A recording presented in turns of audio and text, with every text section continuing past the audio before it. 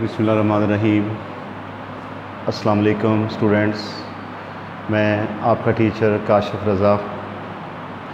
आज हम second year chemistry के ऑर्गेनिक पोर्शन का most important topic classification of organic compounds जो हैं वो पढ़ने लगे। इसमें हम ऑर्गेनिक कंपाउंड्स की डिफरेंट क्लासेस की बात करेंगे, उनको क्लासीफाई करेंगे और उसके बाद मुख्तलिफ़ एग्ज़ाम्पल्स की मदद से उसको समझने की कोशिश करेंगे। तो ऑर्गेनिक कंपाउंड्स जो होते हैं ये दो तरह के होते हैं, ओपन चेन और क्लोज चेन स्ट्रक्चर। यानी कि दो बुनियादी इनकी जो हैं वो क्लासेस होती हैं। एक हो गया ओपन चेन स्ट्रक्चर और एक हो गया close chain structure. Open chain में अगर हम देखें तो हमारे पास जो है CH3, CH2 और CI3 ये आपके पास प्रोपेन है, क्योंकि इस हाइड्रोकार्बन में 3 कार्बन्स हैं और तीनों कार्बन सिंगल बॉन्ड के ज़रिए से आपस में कनेक्टेड हैं। तो 3 कार्बन्स हों तो उसको हम प्रोपेन पढ़ते हैं। अच्छा, अगर यही कार्बन्स जो हैं वो सारी आपस में इंटरकनेक्टेड हो जाएं तो इसका नाम होगा साइक्लोप्रोपेन। यानी कि आपके पास ये प्रोपेन हो गई और ये होगी आपके पास क्या, साइक्लोप्रोपेन। अच्छा, इसमें अगर इस स्ट्रक्चर में हम देखें तो ये टर्मिनल कार्बन्स जो हैं ये किसी फर्दर कार्बन के साथ जो है वो अटैच नहीं है, इसलिए इसको हम कहेंगे ओपन चेन स्ट्रक्चर। यानी कि अगर टर्मिनल कार्बन्स जो हैं वो किसी और मज़ीद कार्बन के साथ अटैच ना हो तो वो होती हैं ओपन चेन स्ट्रक्चर जो है वो होता है। अगर हम इस कंपाउंड में देखें जिसका नाम है साइक्लोप्रोपेन, इसमें तमाम कार्बन्स आपस में इंटरकनेक्टेड हैं। तो इस तरह के स्ट्रक्चर को हम कहते हैं क्लोज चेन स्ट्रक्चर। ठीक है, तो ओपन और क्लोज चेन स्ट्रक्चर का डिफरेंस चल गया पता कि अगर सारी कार्बन्स आपस में कनेक्टेड ना हो तो वो ओपन चेन स्ट्रक्चर, अगर सारी कार्बन्स आपस में कनेक्ट हो के रिंग बना रही हों तो उसको हम कहेंगे क्लोज चेन स्ट्रक्चर, या उसको साइक्लिक स्ट्रक्चर भी जो है वो बोला जाता है। इसको अगर हम देखें ओपन चेन स्ट्रक्चर को, तो ओपन चेन स्ट्रक्चर जो है ये भी मज़ीद 2 किस्म का होता है। एक हो जाएगा स्ट्रेट चेन स्ट्रक्चर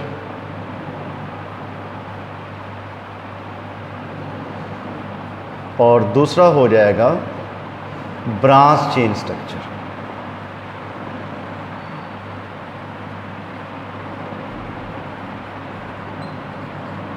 ठीक है, यानी कि ओपन चेन स्ट्रक्चर की मज़ीद जो है वो 2 आगे टाइप्स हो गई हैं। एक होगी स्ट्रेट चेन और एक होगी ब्रांच चेन।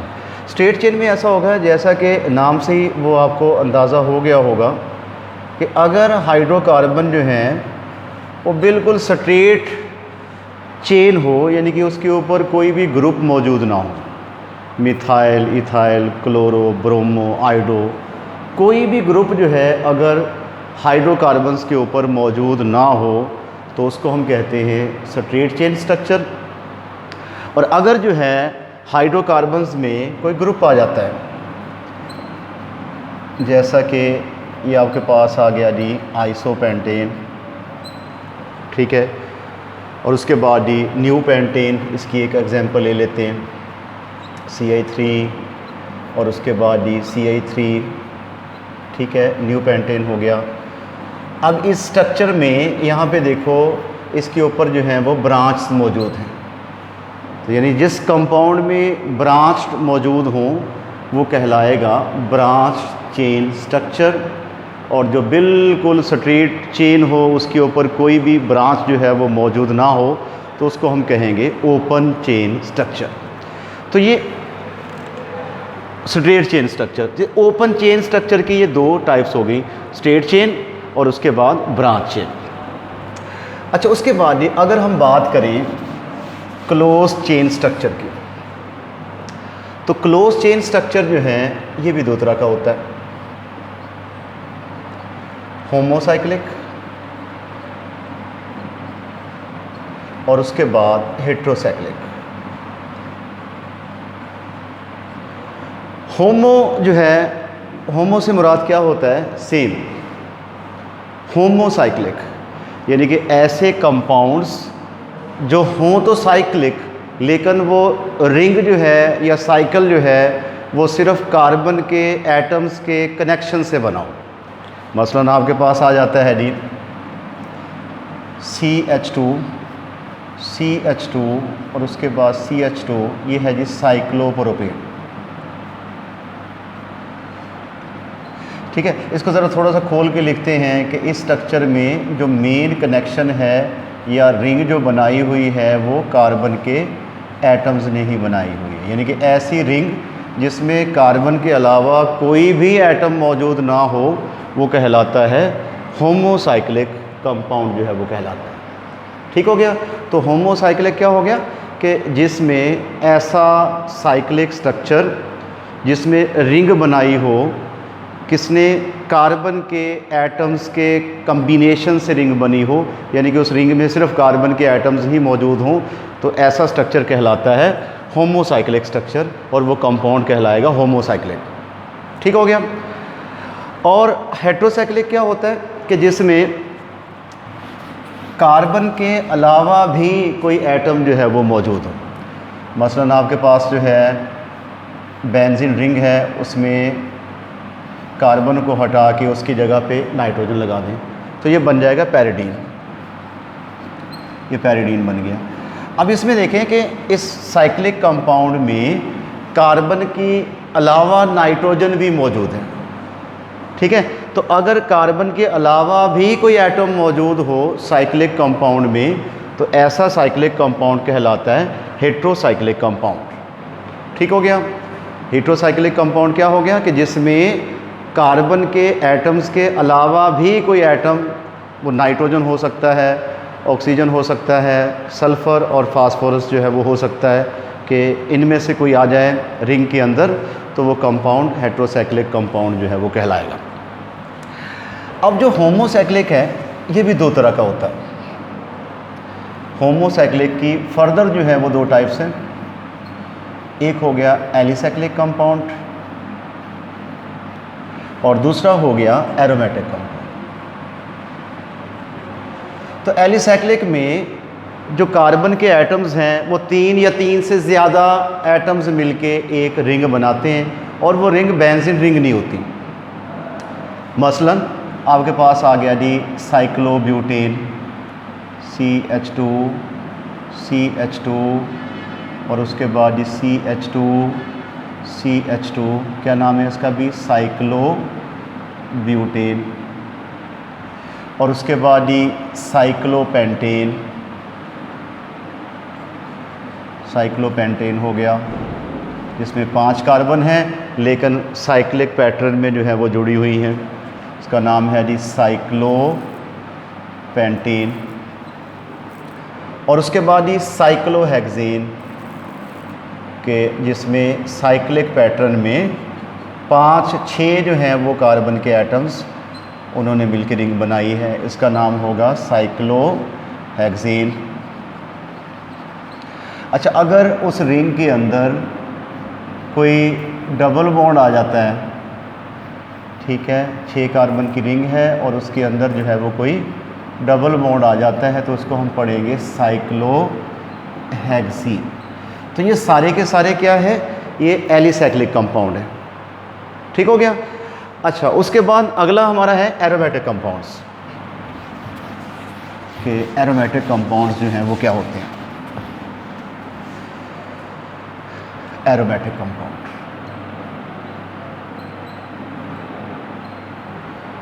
जो एरोमेटिक कंपाउंड्स हैं वो भी होमोसाइक्लिक कंपाउंड ही होते हैं कि उसमें जो रिंग होती है वो कार्बन के एटम्स के कम्बिनेशन से ही बनती है। लेकिन इसके लिए है भी कि एरोमेटिक लफ्ज़ एरोमा से निकला है, जिसका मतलब फ्रॉग्रेंस होता है, खुशबू के। तो ऐसे कंपाउंड्स जिनमें बेंजीन रिंग जो है उन कंपाउंड्स का असेंशियल फैक्टर हो, वो कहलाते हैं एरोमेटिक कंपाउंड्स।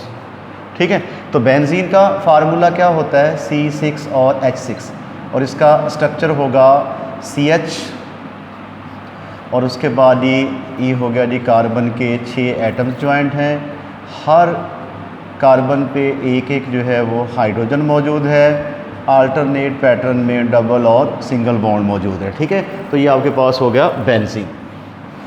तो हम बेंजीन को एक साइकिल बना के इसकी इंडिकेशन ऐसे भी कर देते हैं कि आपने जो है वो ऐसे करना है, बेंजीन बनाई और बीच में लगा देंगे एक सर्कल, तो ये आपके पास बन गया क्या, बेंजीन। अच्छा, अगर बेंजीन के ऊपर जो है ये बेंजीन रिंग है, इसके एक हाइड्रोजन को रिप्लेस कर दिया जाए OH ग्रुप के साथ, तो it is said to be a phenol. ठीक है, और अगर बेंजीन रिंग है आपके पास, उस बेंजीन रिंग के हाइड्रोजन को नाइट्रो ग्रुप से रिप्लेस कर दिया जाए, तो इसको हम पढ़ेंगे नाइट्रोबेंजीन। ये बन गया जी नाइट्रोबेंजीन। और अगर बेंजीन के एक हाइड्रोजन को NH2 ग्रुप से रिप्लेस कर दिया जाए, जो कि अमाइनो ग्रुप है, it is said to be a aniline, इसको हम कहेंगे एनिलीन। और अगर बेंजीन रिंग जो है इसकी हाइड्रोजन को कार्बोक्सिलिक ग्रुप से रिप्लेस कर दिया जाए, तो ये कहलाता है बेंजोइक एसिड। और अगर बेंजीन रिंग जो है इसकी हाइड्रोजन को एल्डिहाइड ग्रुप से रिप्लेस कर दिया जाए, तो उसको हम पढ़ेंगे बेंजेल्डिहाइड। ये बन जाएगा बेंजेल्डिहाइड। ठीक है, तो ये सारे जितने भी कंपाउंड्स हैं, इन कंपाउंड्स में बेंजीन रिंग जो है वो मौजूद हैं, तो लिहाजा ये कहलाएंगे एरोमेटिक कंपाउंड्स। ठीक है, और डिफ्यूज्ड फॉर्म में या फ्यूज्ड फॉर्म में इसकी कुछ एग्जांपल्स हैं, वो ज़रा लिखता हूँ मैं कि फ्यूज्ड फॉर्म में एरोमेटिक कंपाउंड्स, तो एक आपके पास हो गया जी नेफ्थलीन, कि अगर दो बेंजीन आपस में, बेंजीन रिंग जो हैं वो आपस में डिफ्यूज़ हुई हों, तो वो होती है क्या, नेफ्थलीन। और उसके बाद ही अगर 3 बेंजीन जो हैं आपस में डिफ्यूज़ हुई हों इस पैटर्न में, तो उसको हम बोलते हैं एंथ्रासीन। ये एंथ्रासीन हो गया। ठीक है, तो ये सारे के सारे क्या हो गए, एरोमेटिक कंपाउंड्स हो गए। तो एरोमेटिक कंपाउंड्स क्या होते हैं कि ऐसे कंपाउंड्स जिनमें बेंजीन रिंग जो है उन कंपाउंड्स का लाजमी हिस्सा होता है, वो कहलाते हैं एरोमेटिक कंपाउंड्स जो हैं वो कहलाते हैं। अच्छा, उसके बाद अगली इसकी जो टाइप है वो है हेट्रोसाइक्लिक कंपाउंड्स।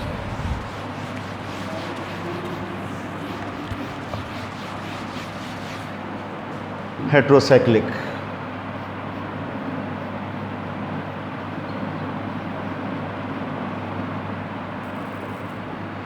तो जो एरोमेटिक कंपाउंड्स हैं उसमें हमने पढ़ा कि एरोमेटिक जो है वो भी होमोसाइक्लिक कंपाउंड ही है, कि उसमें जो बेंजीन रिंग है वो कार्बन के एटम से ही मिलके बनी है। ठीक है, तो हेट्रोसाइक्लिक कंपाउंड ऐसे कंपाउंड होते हैं कि जिनमें रिंग के अंदर कार्बन के अलावा भी कुछ एलिमेंट्स मौजूद हो सकते हैं, जैसा कि नाइट्रोजन हो गया, ऑक्सीजन, सल्फ़र और फास्फोरस।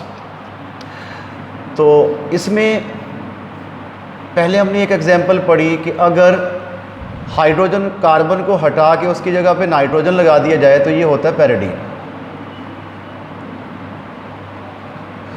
और उसके बाद ही अगर 5 कार्बन वाली रिंग हो और एक कार्बन को हटा के उसकी जगह पे ऑक्सीजन लगा दिया जाए, तो ये होता है फ्यूरॉन। और 5 कार्बन वाली रिंग को हटा के, कार्बन को हटा के वहाँ पे सल्फ़र लगा दिया जाए, तो ये होता है थायोफीन। तो ये ऐसे कंपाउंड्स हैं कि जिनमें जो रिंग बनी है वो सिर्फ कार्बन के एटम्स के कॉम्बिनेशन से नहीं है, बल्कि कार्बन के अलावा उसमें नाइट्रोजन, ऑक्सीजन और सल्फ़र भी मौजूद हैं। तो ऐसे कंपाउंड्स को हम कहते हैं हेट्रोसाइक्लिक कंपाउंड्स, कि जिनमें कार्बन के अलावा भी कोई एलिमेंट जो है वो, कोई एटम जो है वो मौजूद हो। ठीक है, तो आज हमारा इस टॉपिक में इतना ही था। अगली वीडियो में दोबारा इंशाल्लाह हाज़िर होंगे। अल्लाह हाफ़िज़।